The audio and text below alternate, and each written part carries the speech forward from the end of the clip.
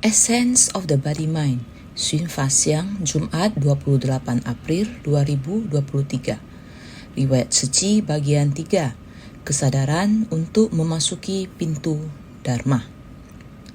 Ceramah Master. Semua jalan ditempuh oleh Suci, seperti seekor kerbau yang sedang menggarap sawah. Seekor kerbau, sebuah pembajak sawah, juga membutuhkan seorang petani. Petani harus mengarah bajak sambil mencabut kerbau tersebut di sawah. Setiap area yang dibajak harus lurus, barulah bibit yang disemai menjadi indah. Butiran gabah baru dapat tumbuh dengan penuh. Jalan yang dilalui Suci juga penuh rintangan dan tidaklah mudah. Sambil menggandeng kerbau, membajak ladang ini, di dalam sawah juga terdapat banyak kerikil. Perlu diperiksa, dibajak, irigasi, menanam dengan seksama. Mencabut rumput dan lain sebagainya juga harus dilakukan. Ini semua perlu kesungguhan hati, butuh waktu untuk mengelolanya. Juga saya harus berterima kasih karena terdapat banyak orang yang bersedia membantu saya untuk memungut batu-batu tersebut. Ada begitu banyak orang yang membantu saya membuat pembatas sawah, membantu dalam hal irigasi, dan menanam serta mencabut rumput liar. Kondisi dunia internasional 1958 sampai 1959. 1958, Uni Eropa dan Komunitas Energi Atom Eropa resmi berdiri. 1959, Januari 1959, Revolusi Kuba berhasil. Fidel Castro memegang kuasa. Masyarakat Taiwan 1958 sampai 1959. 7 Agustus 1959 terjadi bencana banjir di Taiwan. Hujan lebat berkepanjangan di wilayah tengah dan selatan membuat air sungai meluap, mengakibatkan bencana banjir terparah sepanjang sejarah dan mengakibatkan kerugian besar. Sejarah Suci 1958 sampai 1959. Juli 1958, ayah angkat Master meninggal dunia. November 1958, Master pertama kali meninggalkan rumah. 1959 sampai 1960, Master belajar bertani di Vihara Chiyun. September 1959, melihat kerusakan akibat banjir, Master menyadari rentannya bumi. September 1960, meninggalkan rumah untuk kedua kalinya. Riwayat Suci bagian 3, Kesadaran untuk memasuki pintu Dharma. Selama periode tahun 1950 hingga 1960 ini, dunia bergerak menuju dua ekstrim. Amerika dan Uni Soviet, di mana kedua negara ini memiliki kekuatan besar dan bersaing satu sama lain. Dalam periode ini, negara-negara barat mulai bergerak menuju komunitas ekonomi dan era atom. Pada bulan Juli tahun 1958, kematian mendadak ayah angkatnya menyebabkan Master mencari makna hidup ini. Setelah berkabung untuk ayah angkatnya selama 100 hari, Master timbul niat untuk menjadi biksuni. Jadi pada tahun itu di musim gugur dan musim dingin, menyiapkan barang bawaan dan meninggalkan rumahnya. Ceramah Master Camp Budaya Humanis Pendidikan 21 Maret 1998. Saya meninggalkan kehidupan duniawi ini adalah kabur dari rumah. Awalnya adalah kabur dari rumah, tidak mulus untuk menjadi biksuni. Saya kabur dari rumah. Setelah meninggalkan rumah, Benar-benar sangat banyak hal yang tak terbayangkan. Sangat-sangat banyak. Contohnya, saya meninggalkan rumah. Sebenarnya saya pertama kali meninggalkan rumah, tapi tertangkap kembali. Itu sudah ada persiapan. Jadi, di dunia ini tidak perlu banyak persiapan. Ada persiapan malah tidak berhasil melarikan diri. Pertama kali saya penuh persiapan. Anda tahu bahwa pertama kali saya penuh dengan bawaan. Ada pakaian musim dingin dan musim panas. Semuanya saya siapkan. Demikianlah saya meninggalkan rumah. Pelarian ini adalah lewat perkenalan dari guru Dharma yang bernama Xiu Tao. Jadi saya pergi ke Xizhi untuk mengikuti retret. Saya pergi ke sana, namun saya tertangkap. Saya sudah ditangkap pada hari ketiga. Anda tahu bahwa saat melarikan diri, betapa menakutkan. Ketika bertemu dengan orang, akan timbul rasa takut. Hati akan curiga dan berkata, apakah saya sudah diketemukan? Jadi, melarikan diri, buronan seperti ini sangat susah. Beberapa hari terakhir ini sangat sedih. Mengetahui Master Xiu Tao menyuruh orang untuk memberitahu mama saya untuk tahu saya pergi. Lalu lapor polisi. Saya juga benar-benar pernah masuk dalam daftar orang yang dicari. Dia lapor polisi. Vihara Ciyun datang untuk menginformasikan berita tersebut. Lalu mesti bagaimana? Para pengurus vihara Qingxiu juga merasa sangat takut. Mereka mengatakan, jika Anda ditemukan di sini, jadi kami bagaimana? Kemudian dia memperkenalkan saya ke kota Taipei, Vihara Puti Jiangtang. Namun akhirnya karena mama mengejarnya begitu ketat, polisi pergi ke Vihara Ciyun, terus bertanya dan mencari. Orangnya selalu ada di sana setiap hari. Kenapa tiba-tiba menghilang? Jadi Master Xiu Tao ini dia sangat ketakutan. Dia meninggalkan Feng Yuan di tengah malam dan datang ke Cisi untuk memberitahu saya. Dia berkata, Anda melarikan diri seperti ini tidak bisa. Jika Anda tertangkap dan melibatkan saya, itu akan sangat merepotkan. Jadi harus bagaimana? Jadi melakukan sebuah sandiwara, yaitu orang yang digaji keluarga saya. Ada seorang rekan kerja, dia sangat memihak saya. Dia sangat membantu saya meninggalkan rumah. Dia juga takut. Jadi, kemudian saya menghubungi guru ini dan berkata, dia disuruh untuk mencari dan memintaku untuk pergi di depan pelabuhan ke Elung. Artinya dia kebetulan datang untuk mencari orang. Kebetulan saya sedang berkeliaran di dekat pelabuhan, jadi bertemu dia.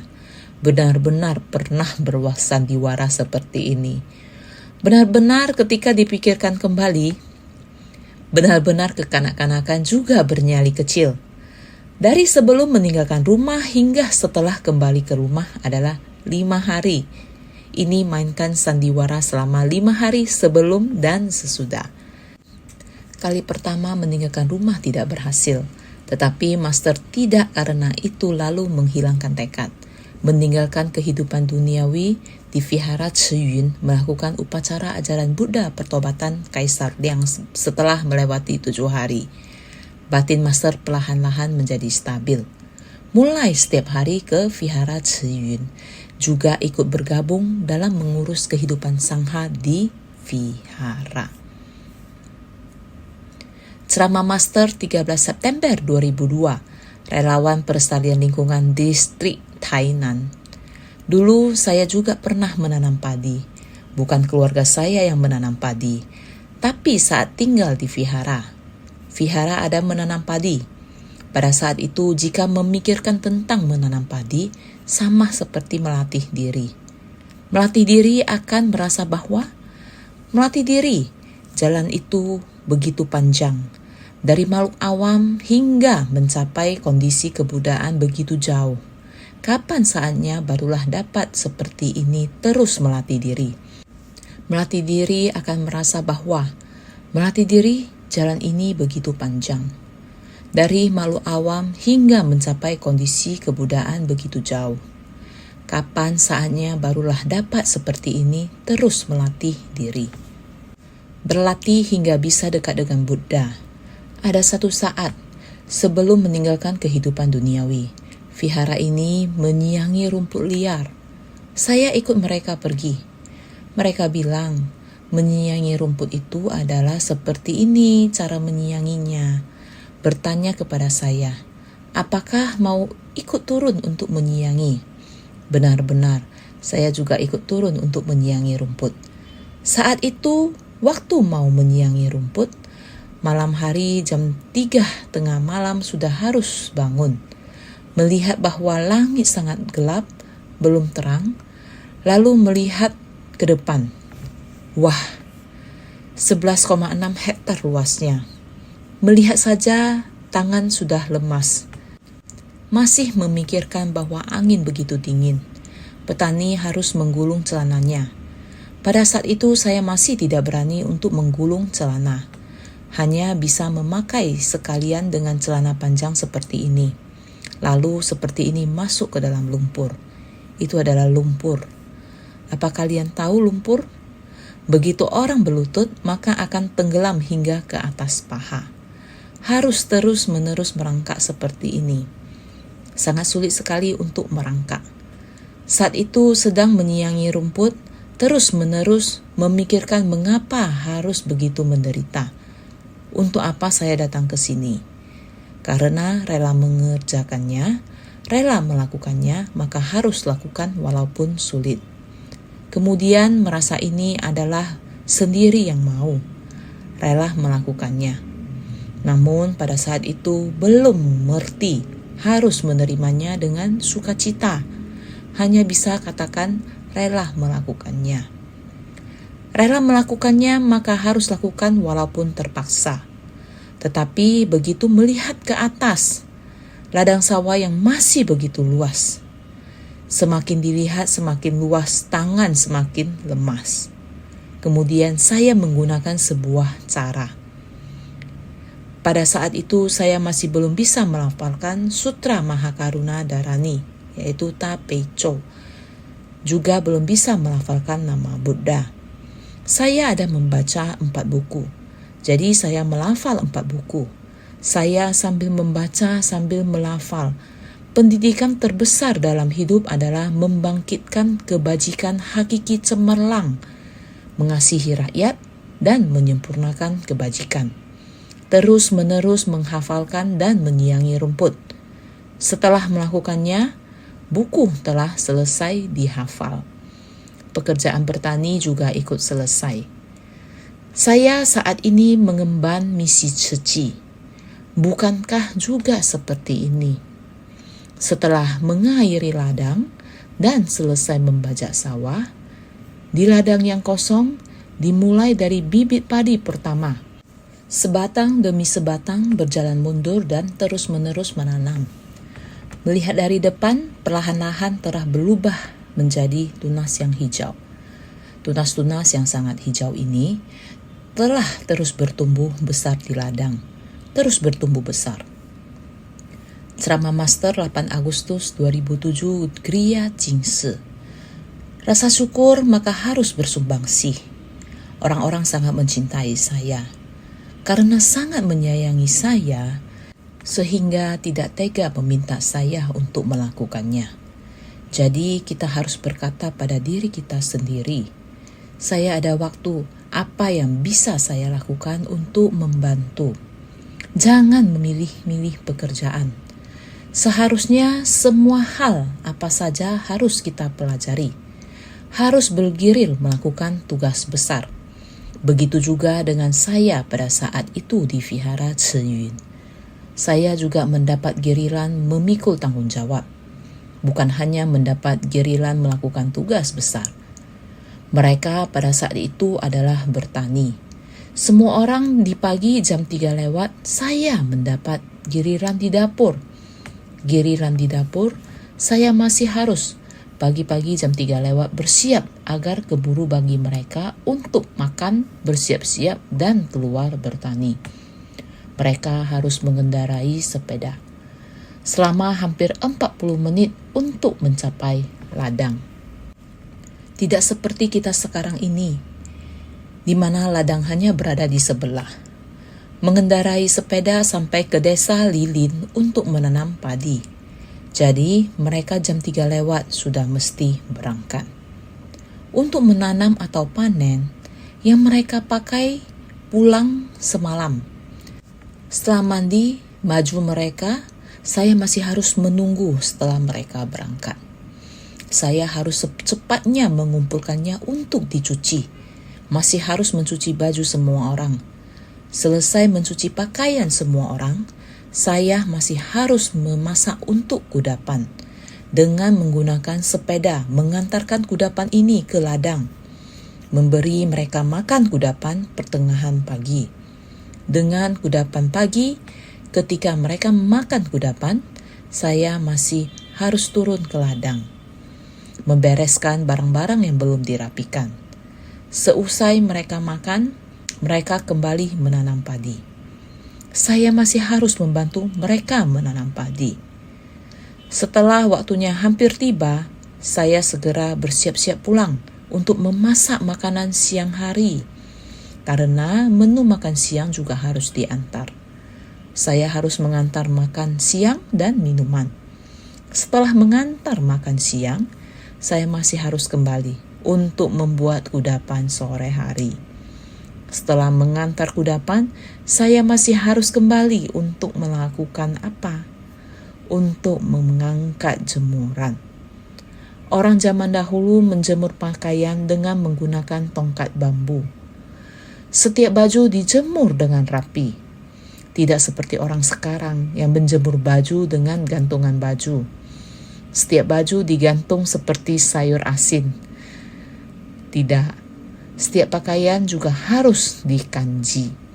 Setelah mengangkat jemuran, setiap baju itu harus ada cara lipatnya. Melipatnya dengan sangat rapi. Pakaian dalam dan luar masing-masing orang. Semuanya saya susun dengan rapi. Saya melipatnya dengan rapi bagaikan telah disetrika. Semua ini pernah saya lakukan. Saya sendiri masih harus melakukan begitu banyak pekerjaan. Setelah giliran saya selesai, saya masih sama bertemu dengan mereka yang sedang menanam padi. Saya juga pernah menanam padi. Juga pernah memilah pupuk dari kotoran binatang. Dulu pupuk ini terbuat dari kotoran binatang. Tumpukan sampah ditumpuk satu, setelah disusun selapis demi selapis. Setelah beberapa waktu di saat musim panas, setelah melewati beberapa waktu, tunggu semuanya membusuk dan bau. Masih harus dibeberkan, sehingga dapat berubah menjadi tanah. Kotoran menjadi tanah, dijemur dan menjadi segunung tanah. Masih harus dicampur dengan pupuk dan kotoran. Saya juga pernah memanggul kotoran binatang, berjalan di tengah sawah. Karena tidak bisa memanggul, sebelah sini mengarah ke sana, sebelah sana mengarah ke sini. Saya pernah jatuh di tengah sawah. Sudah pernah. Tetapi saat itu, batin saya tidak ada kerisauan sedikit pun. Saya merasa sangat bebas dan tenang. Apabila dilakukan dengan rela, maka akan bersuka cita. Kecuali dilakukan dengan tidak rela. Apabila melakukan dengan tidak rela, di ladang pelatihan yang demikian maka akan sangat menderita. Karena tidak rela, batin akan banyak keluhan. Saat ada sedikit gesekan, maka akan sangat menderita. Batin yang sangat rapuh ini akan menjadi depresi. Oleh karena itu, saya tidak ingin kalian memiliki batin seperti ini. Batin yang menahan seperti ini jangan sampai terjadi. Yang saya inginkan adalah dalam ladang pelatihan diri ini, semua orang dapat mengerjakan dengan rela, dapat bertahan dalam segala kondisi, dapat menahan gesekan, dan dapat bersyukur atas gesekan yang terjadi. Bahkan setelah digesek dapat memikirkan untuk membalas budi. Dengan demikian, batin yang memiliki rasa bersyukur dan membalas budi seperti ini. Ceramah Master 21 November 2001. Ramah tamah relawan di kantor suci baru di Kaohsiung. Pada saat itu, ketika mulai mendekati vihara, suatu hari saya membaca sebuah kalimat yang berbunyi, karma kolektif para makhluk. Karena pada saat itu di dinding, sering sekali tertempel kertas yang berisi tulisan dengan kalimat yang bagus, membuat kita yang membacanya tergugah. Apa yang dimaksud dengan karma kolektif para makhluk? Kala itu saya tidak sepenuhnya mengerti. Namun, karma kolektif para makhluk tersimpan di dalam lubuk hati saya. Selanjutnya, jalinan jodoh semakin matang. Terhadap kekayaan duniawi dalam kehidupan, bagi saya bagaikan awan. Saya menyadari bahwa itu tidak kekal. Berhubung hal ini tidak kekal, untuk apa demi sesuatu yang tidak kekal, seperti tali persaudaraan dan cinta kasih, sehingga seseorang terbelenggu dan membatasi diri dalam sebuah keluarga. Demikian juga terhadap kesetaraan gender. Mengapa seorang perempuan hanya fokus menjinjing keranjang sayur dan mengambil kuasa atas keluarga? Ada kuasa baru akan disebut bahagia. Mengapa ruang lingkupnya begitu kecil? Sebenarnya Avalokiteswara. Avalokiteswara, ketika para makhluk menemui kesulitan, akan selalu memanggil Bodhisattva Avalokiteswara. Dewi Macu juga demikian. Baik lelaki atau perempuan, semuanya akan memanggil Dewi Macu. Bodhisattva Avalokiteswara dan Dewi Macu, bukankah dibutuhkan para makhluk? Mereka bermanifestasi dalam wujud sebagai perempuan. Mengapa hanya demi sebuah keluarga, menjinjing sebuah keranjang sayur itu, kita sudah merasa puas?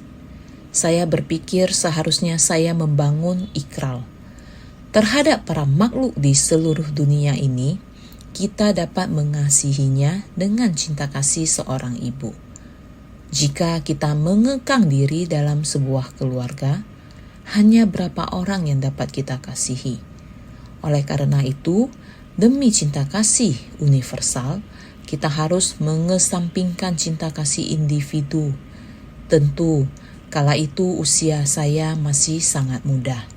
Namun sangat mendambakan bagaimana saya harus melangkah di jalan ini. Dan saya telah memutuskan bagaimana seharusnya menapaki jalan ini. Master selangkah demi selangkah menetapkan niat untuk meninggalkan kehidupan duniawi dan mulai berpikir untuk maju selangkah, untuk memahami lebih mendalam lagi akan makna dari Buddha Dharma. Ketika itu Guru Siu Tao mengenalkan ke Master buku yang sedang dia pelajari, Pengendalan Buddha Dharma, yang ditulis oleh Master Yin Sun, dan tanpa disengaja juga sempat mengungkit bahwa penulis adalah seorang praktisi yang sudah tiada lagi ketamakan yang tidak menambahkan ketenaran, di mana telah meninggalkan kesan mendalam di lubuk hati Master. Dalam kurun waktu tersebut, karena alasan penyakit jantung bawaan Master, Ibu Master menyetujui Master untuk tinggal di Vihara Ciyun selama beberapa waktu. Saat itu melihat para biku yang melakukan banyak ritual Dharma demi para umatnya, kemudian memahami kehidupan di tempat pembinaan diri, malah merasa bahwa kondisi tersebut masih berbeda jauh dengan Buddha Dharma yang dipahaminya. Ceramah Master 23 Februari 2009. Sesi bersyukur Taichung. Sebelumnya saya belum pernah mencari-cari tempat pembinaan diri. Satu-satunya pada saat itu saya masih berada di rumah. Di Vihara Ciyun juga dalam waktu itu membuat saya menetapkan arah tujuan hidup saya. Saya ingin mencari prinsip kebenaran sejati. Tetapi saya tidak ingin terikat dengan implikasi pada waktu pembinaan diri saat itu di Vihara Ciyun. Saya tidak ingin menjalankan kehidupan yang seperti itu. Semua ini disebabkan oleh waktu yang singkat ketika itu.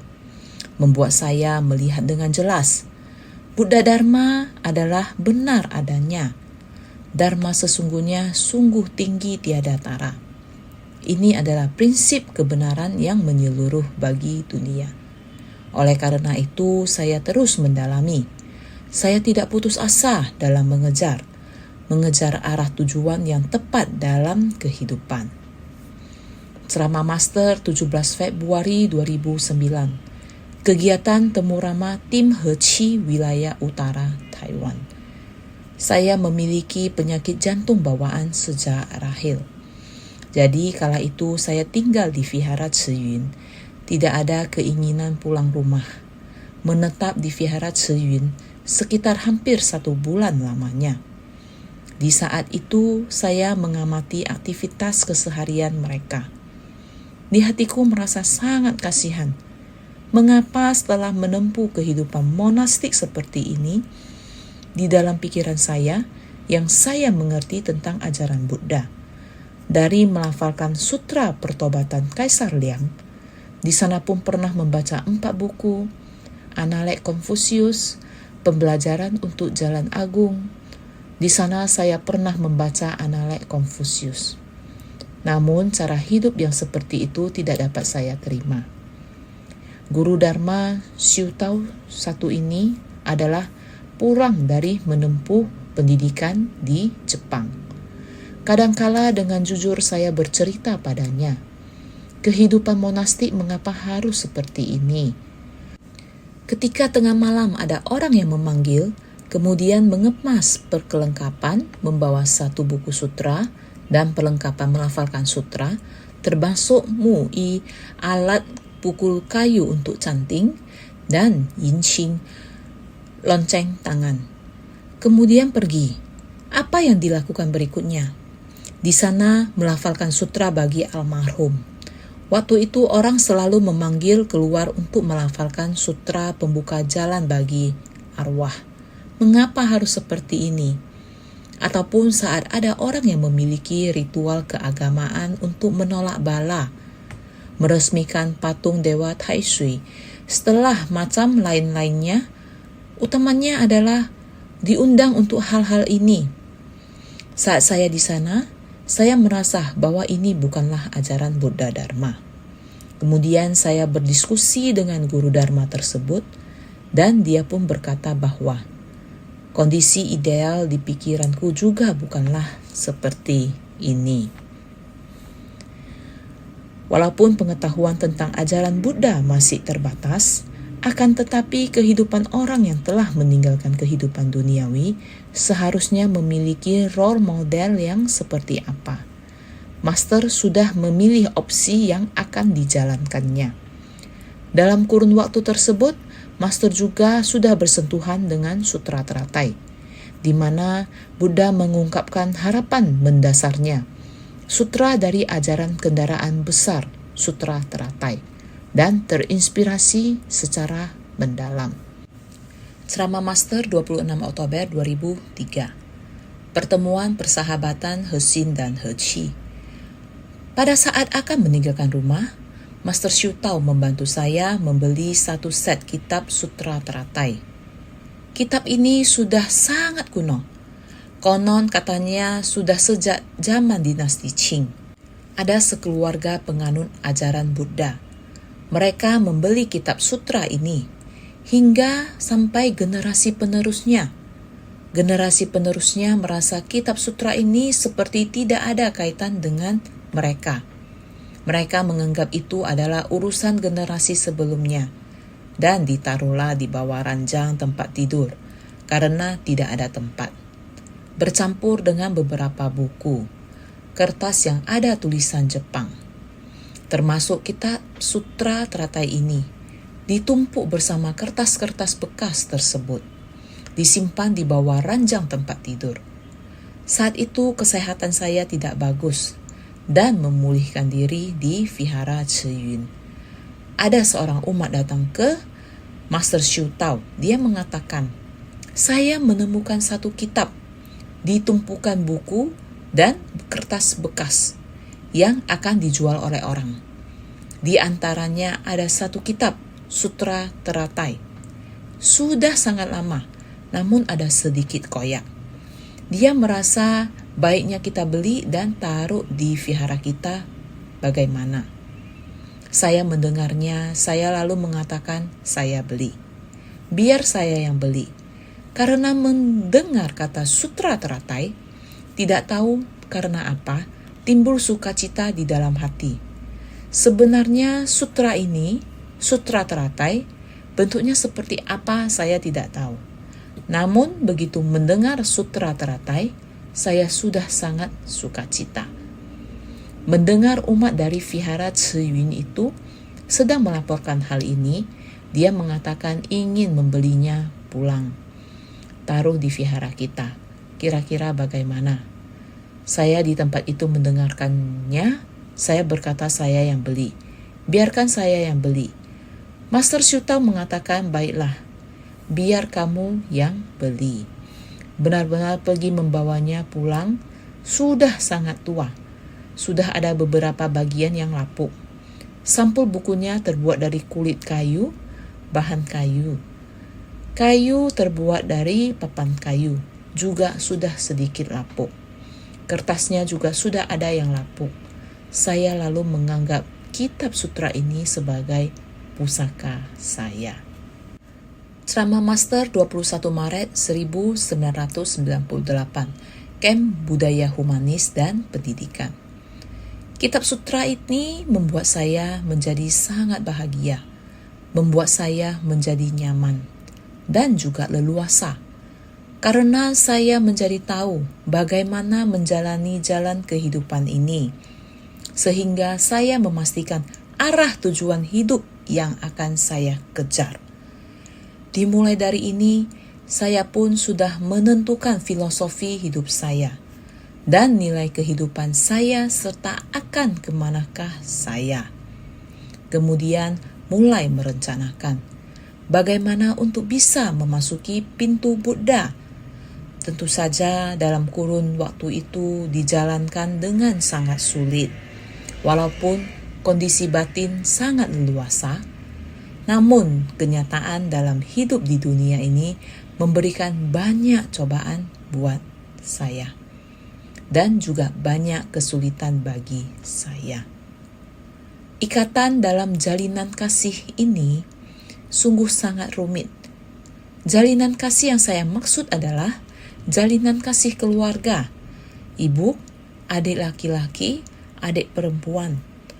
Kondisi itu adik-adik masih sangat kecil dan kondisi kesehatan ibu juga tidak begitu baik. Saya harus menggenggam momen dalam kehidupan karena saya tahu bahwa hidup ini tidak kekal. Saya harus teguh dalam filosofi kehidupan saya.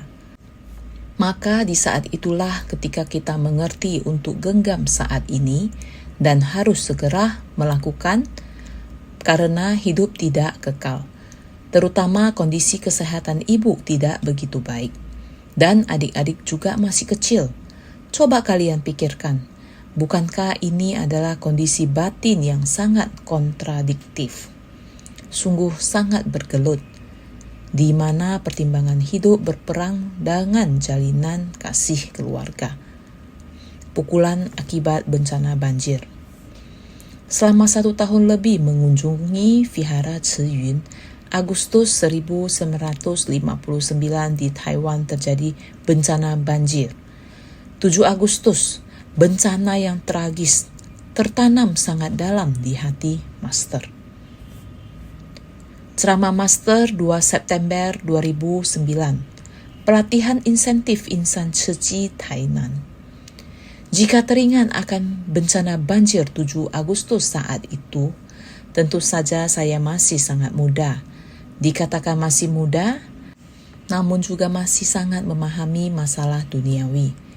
Jika hendak membicarakan mengapa saya ingin memasuki pintu Buddha, mengapa bisa meninggalkan kehidupan berkeluarga, dengan bencana banjir 7 Agustus juga ada sedikit hubungan.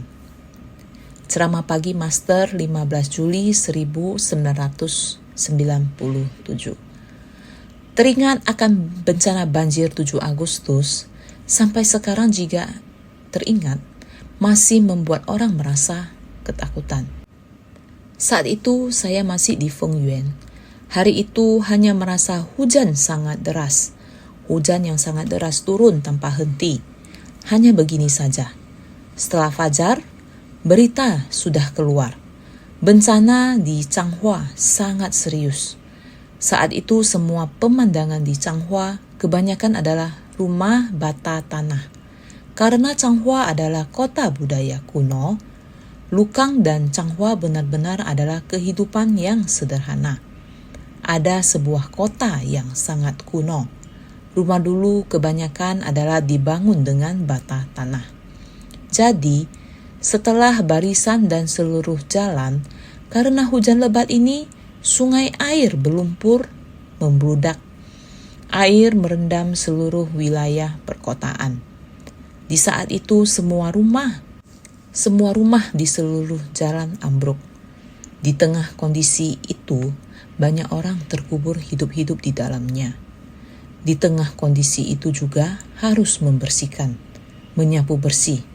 Masih ingat kalau itu memakan waktu 1 bulan. Yang terkubur hidup-hidup di dalam rumah harus dikeluarkan. Sepanjang bulan masih belum bisa bersihkan sampai tuntas. Ceramah Master 26 Agustus 2009. Laporan Posko Pencegahan Bencana Wilayah Utara. Karena tahun itu ayah angkat saya meninggal, maka pada tahun itu saya kebanyakan tinggal di vihara. Setelah melafalkan pertobatan Kaisar Liang di vihara, kebanyakan waktu tinggal di vihara.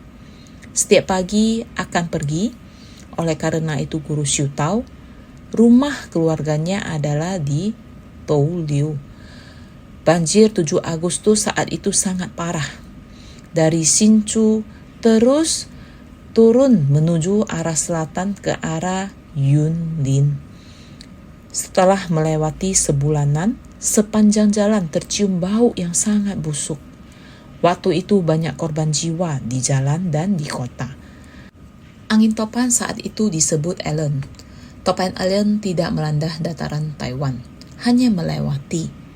Tekanan udara yang rendah dari barat selatan membawa hujan sepanjang 3 hari dan mengakibatkan bencana pada saat itu. Kita harus ketahui bahwa kehidupan ini begitu tidak kekal. Orang yang baik-baik saja bisa tiba-tiba kena stroke dan meninggal dalam waktu 1 hari atau 24 jam. Dari ayah saya bisa ketahui bahwa kehidupan itu tergantung pada satu tarikan nafas. Sangat tidak kekal. Dan setelah mengalami bencana banjir 7 Agustus, benar-benar bisa kita pahami bahwa bumi juga sangat rentan. Bukan hanya tidak kekal, juga sangat rentan. Hanya karena hujan yang lebat, banyak rumah yang roboh. Banyak orang meninggal dan cedera. Mulai saat itu, tertanamlah benih saya akan meninggalkan kehidupan duniawi. Merasa bahwa kehidupan ini sangat tidak kekal, maka saya sangat giat untuk ke vihara. Dan tidak lama kemudian, saya pun meninggalkan keluarga. Meninggalkan rumah untuk kedua kalinya. September 1960,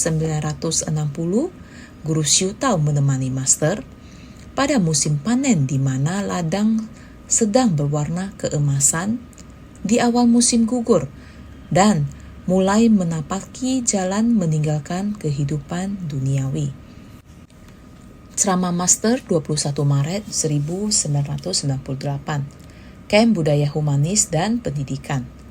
Yang kedua kali tidak ada persiapan. Tidak ada persiapan apapun. Suatu hari saat memanen padi di musim gugur, Di Vihara Ciyun ada menanam padi, sehingga saya pergi ke sana suatu pagi. Mereka sedang bersiap-siap untuk panen padi. Saya baru saja masuk, mereka lalu berkata, "Apakah kamu ingin ikut kami pergi panen padi?" Panen padi juga sangat menyenangkan. Baik, saya ikut kalian pergi. Lalu saya ikut pergi dengan naik sepeda. Pergi ke ladang dekat Taichung. Kami harus naik sepeda selama 40 menit. Pergi ke desa Lilin. Saat itu ada suatu tempat. Desa Lilin yang dekat dengan pertengahan Taichung. Ladang mereka ada di sana. Di sana saya bantu memanen padi. Siang hari Guru Siu Tao datang membawa kudapan.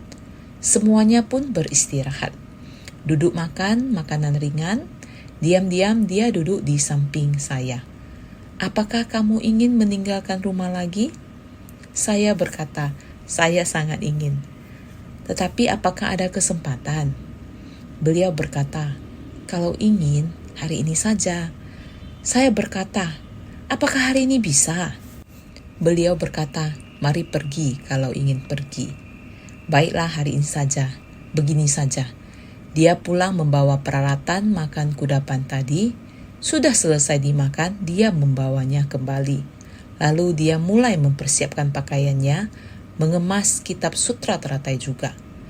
Beliau membawa serta kitab sutra teratai ini. Membawa saya, membawanya keluar. Juga membawakan 3 helai pakaian, lalu menyewa becak. Dia duduk hingga tiba di Fongyuan dan Tanzi. Kita sudah janjian menunggu di tempat tersebut. Ketika becak sudah tiba, saya segera naik dan duduk. Langsung menuju stasiun kereta api Taichung. Di atas becak ini kita saling berbicara. "Sekarang akan kemana?" Saya lalu berkata, "Kereta apa saja yang ada? Bila kereta api ini arahnya pergi ke utara, maka kita akan ikut kereta api menuju ke utara. Bila kereta api mengarah pergi ke selatan, maka kita akan menuju ke selatan." Dengan kereta ini, melihatnya tiba di stasiun kereta api, melihat apakah dia menuju ke utara atau ke selatan. Maka tergantung waktu tibanya kereta api, yang mana satu. Seperti itu kami berdiskusi.